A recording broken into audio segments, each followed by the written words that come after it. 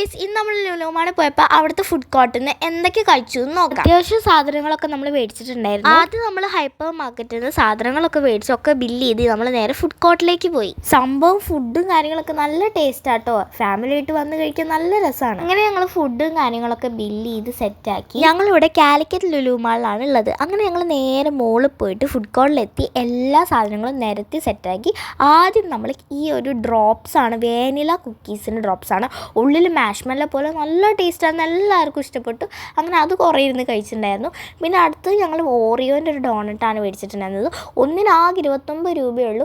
അത് നല്ല ടേസ്റ്റ് ഉണ്ടായിരുന്നു, നല്ല സോഫ്റ്റ് ഡോണറ്റായിരുന്നു കേട്ടോ. ആയാൽ ഒന്നിരിക്കുമ്പോൾ തന്നെ അടുത്തത് പൊട്ടിച്ച് അത് കഴിക്കലായിരുന്നു ഞങ്ങളുടെ പണി. പക്ഷേ അതിൻ്റെ ഉള്ളിൽ ബിസ്ക്കറ്റ് ഇതിൽ ഉണങ്ങിയിട്ടുണ്ടായിരുന്നു. എന്തായാലും സംഭവം നല്ല ടേസ്റ്റ് ഉണ്ടായിരുന്നു കേട്ടോ. അത് ഫുള്ളായിട്ട് തീർന്നില്ല. അപ്പോഴത്തേക്കും നമ്മുടെ ചിക്കൻ പോപ്കോൺ പൊട്ടിച്ചു. അതിന്നിട്ട് കുറേ കൈയിട്ട് വരുന്നു. നല്ല ടേസ്റ്റ് ഉണ്ടായിരുന്നു. നല്ല ചിക്കനൊക്കെ ക്രഷ് ചെയ്തതിൻ്റെ ഉള്ളിലിട്ട് ഫ്രൈ ചെയ്തിട്ടുള്ള ഒരു ഐറ്റമാണ്. ഞാൻ ആദ്യമായിട്ടാണ് കഴിക്കുന്നത്. പിന്നെ ചിക്കൻ പൊക്കോട ഉണ്ടായിരുന്നു, അതും കഴിച്ചു. അതും സംഭവം കൊള്ളാം. ഈ വീഡിയോ കണ്ടപ്പോഴാണ് ഞാൻ ഇത്രയും ആക്രാന്തത്തോടെ കഴിച്ചതെന്ന് മനസ്സിലായത്. അങ്ങനെ മൊത്തം ഇരുന്ന് കഴിച്ചു.